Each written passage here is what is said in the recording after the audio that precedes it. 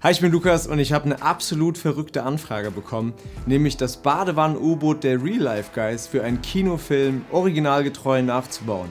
Wie ich das gebaut habe und wie ich damit abgetaucht bin und ein paar richtig coole, exklusive Einblicke hinter die Kulissen zeige ich euch in diesem Video. Ich habe also erstmal alle YouTube-Videos angeschaut, die es zu dem Badewannen-U-Boot gibt und habe mir eine riesen Liste geschrieben mit allen möglichen Sachen, was ich dazu brauche. 2 Badewannen, Räder vorne und hinten, ein Waschmaschinenglas, ein Turm mit Periskop, Bullaugen für die Seiten, ein Tank für vorne und natürlich 2 Elektromotoren. Ich bin dann zu Hornbach gefahren und habe mal 2 Badewannen geholt. Da habe ich dann aus Stahlrohren Rahmen geschweißt und diese 2 Räder dran montiert. Das ist quasi dann das Fahrwerk für hinten. Im nächsten Schritt habe ich vorne ein Rad dran montiert. Jetzt werdet ihr sicher fragen, warum dieses Rad, weil da kommt eigentlich der Tank hin. Mehr dazu später. Dann wollte ich das Waschmaschinenglas vorne montieren und weil ich wollte, dass es einfach richtig cool aussieht wie ein U-Boot, habe ich dann diesen Rahmen gebaut. Ich habe einfach 2 Ringe ausgeschnitten mit dem Plasmaschneider, ein paar Löcher reingebohrt, ein bisschen Gewinde geschnitten und dann konnte ich das Waschmaschinenglas zwischen diesen beiden Ringen einklemmen.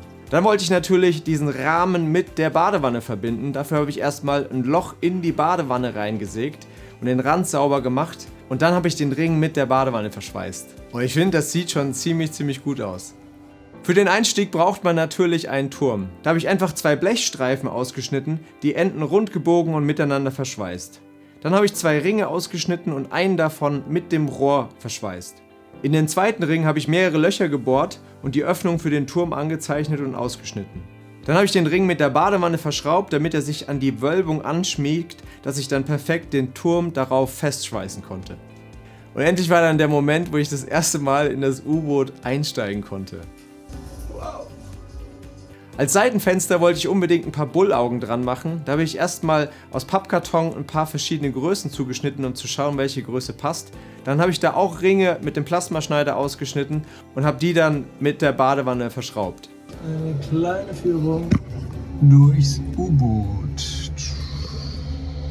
In der Planungsphase habe ich übersehen, dass das eigentliche U-Boot, was abgetaucht ist, nicht das hier ist mit dem Rad vorne, sondern das mit dem Behälter. Deshalb ändere ich das jetzt nochmal ab. Ich habe dann eine Achse zusammengeschweißt für diese 2 Rollen und habe die dann mit der Badewanne verschraubt.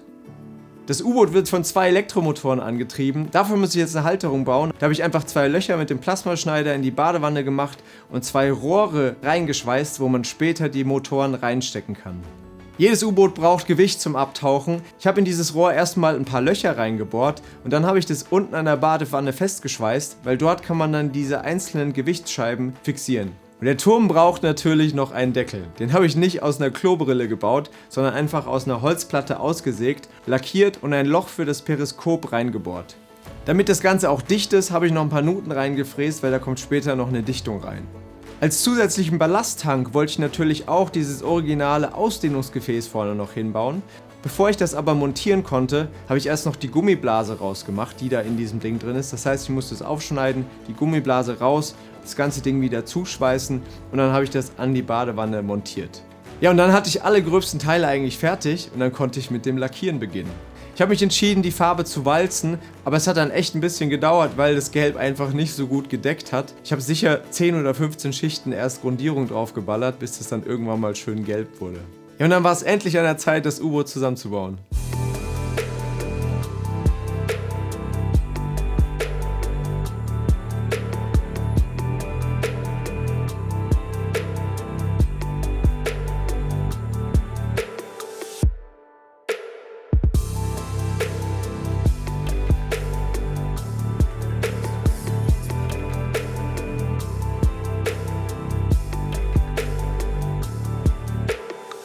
Das U-Boot sieht schon ziemlich cool aus. Ich habe nur eine Sache vergessen zu filmen, nämlich ich habe noch so einen Sitz unten eingebaut und hinten diesen Feuerlöscher, der auch original in den Videos zu sehen ist.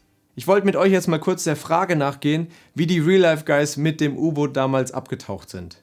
Die Real Life Guys sind ja damit wirklich bemannt abgetaucht. Ja, und dann haben die einen Haufen Gewicht erstmal außen dran gepackt, damit das U-Boot überhaupt anfängt zu sinken. Und indem sie dann den Tank vorne und den Feuerlöscher mit Luft gefüllt haben, konnten sie quasi so wieder auftauchen und sobald sie die Luft rausgelassen haben, wieder abtauchen. Und das U-Boot konnte ja nicht nur abtauchen, sondern es konnte sich natürlich auch noch vorwärts bewegen. Und das ging mit den Elektromotoren. Für den Spielfilm sollte ich das U-Boot aber nicht bemannt, sondern ferngesteuert bauen. Ich habe mir dann die Frage gestellt, will ich 400 Kilo Gewicht außen dran bringen, damit ich diese Luftblase im U-Boot irgendwie unter Wasser bringe? Angenommen, der Turm ist undicht und da geht Wasser ins U-Boot rein und das U-Boot liegt dann irgendwo auf Grund während den Dreharbeiten. Das wäre richtig schlecht, weil jede Minute da gefühlt Geld kostet. Deshalb haben wir uns entschieden, das U-Boot dann mit Wasser zu füllen. Damit ich jetzt das U-Boot ferngesteuert auf- und abtauchen lassen kann, muss ich ja jetzt im Grunde genommen ein paar Sachen steuern können. Ich muss das gesamte U-Boot mit Luft oder mit Wasser füllen können. Dann muss ich die Tanks vorne und hinten gezielt füllen oder leeren und natürlich beide Motoren ansteuern.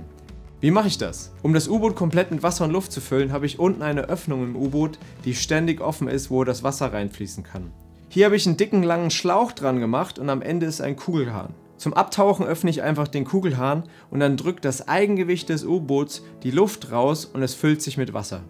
Jetzt kann ich über den vorderen Tank und den Feuerlöscher das U-Boot abtauchen lassen.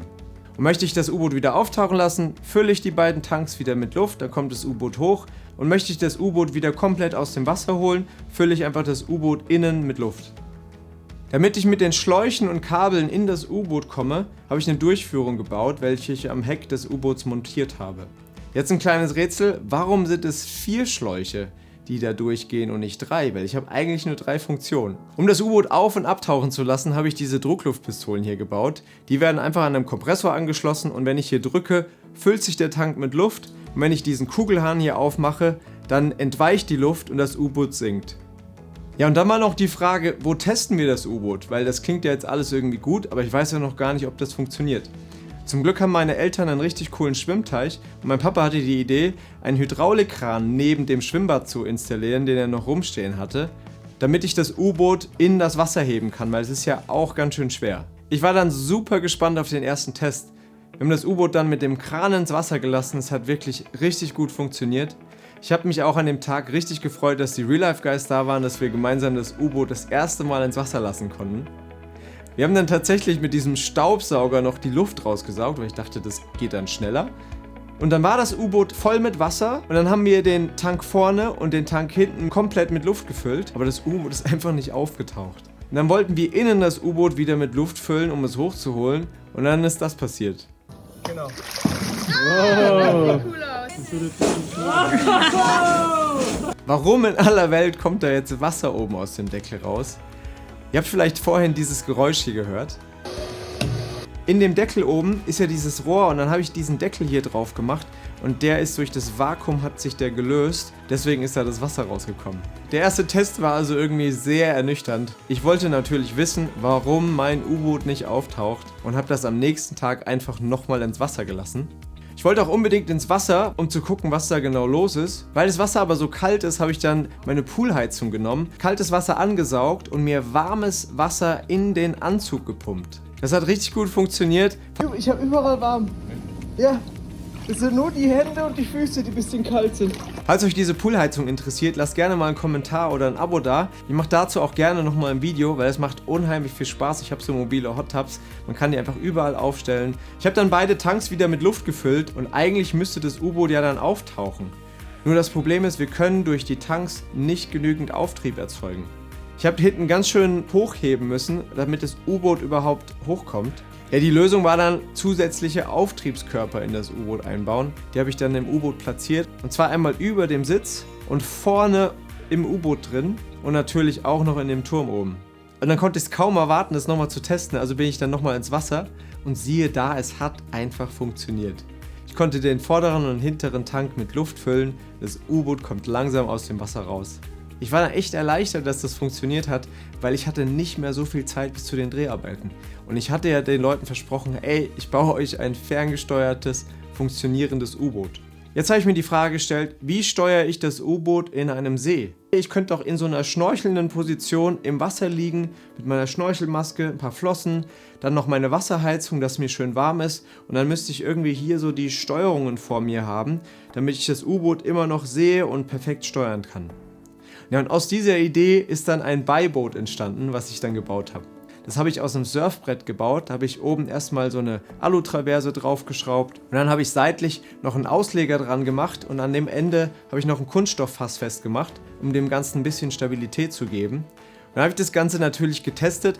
Ich wollte natürlich nicht auf dem Boot sein, sondern im Wasser. Aber es war gut zu sehen, dass das Ganze stabil ist. Und dann habe ich auf das Floß noch alles draufgebaut, was ich brauche, um das U-Boot zu steuern. Das Allerwichtigste, meine Wasserheizung, die habe ich hinten drauf gebaut. Damit ich das U-Boot auf- und abtauchen lassen kann, brauche ich Druckluft. Da habe ich mir einfach diesen kleinen Kompressor gekauft, vorne noch so einen Drucklufttank dran gemacht und natürlich noch eine Autobatterie, dass ich das Ganze mit Strom versorgen kann. Die Steuerung von den Motoren habe ich mir dann hier vorne hingebaut. Und als ich dann alles zusammengebaut hatte, bin ich mit dem Beiboot und dem U-Boot ins Wasser gegangen nochmal und habe das getestet. Und das hat so viel Spaß gemacht. Ich konnte das erste Mal mit dem U-Boot durch den Pool fahren, weil jetzt die Motoren auch funktioniert haben. Und dann das ganze Ding zu sehen, wie es schön auf- und abtaucht, das war einfach herrlich.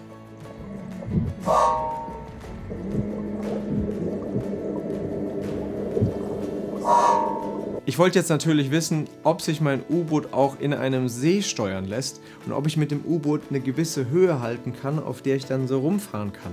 Es hieß, dass die Dreharbeiten für den Spielfilm am Erlensee stattfinden sollen, wo auch die Real Life Guys damals mit ihrem U-Boot getaucht sind.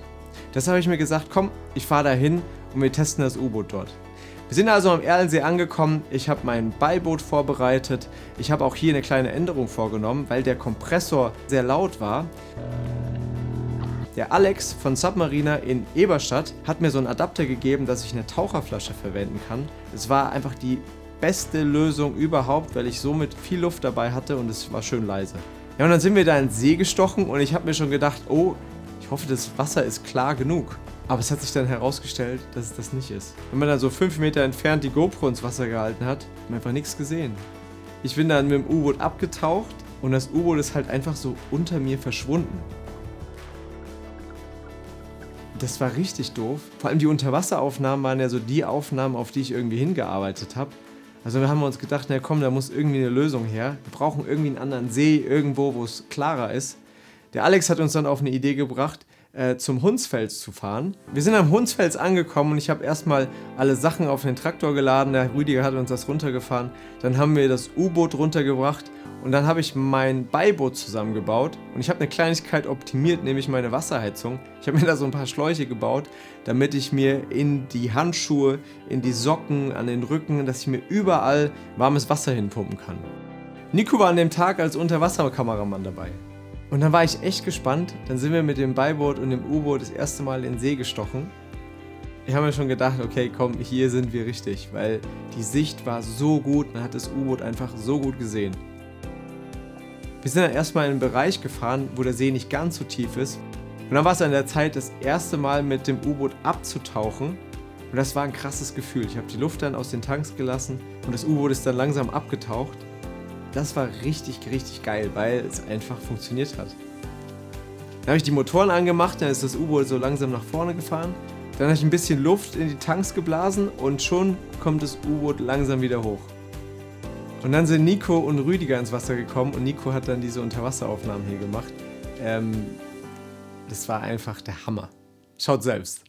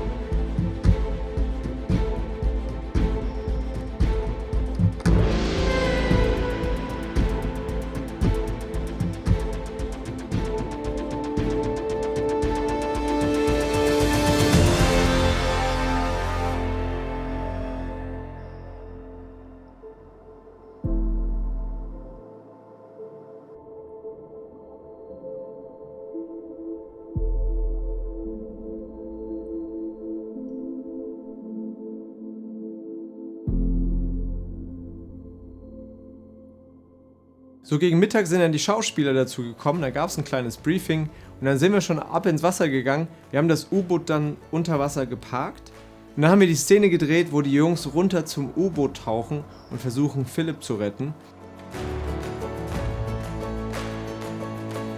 Der Tag am Hundsfels war für mich der absolute Höhepunkt, weil das mit dem Tauchen so gut funktioniert hat und es hat unheimlich viel Spaß gemacht, so mit dem U-Boot durch das Wasser zu fliegen. Das war der Hammer.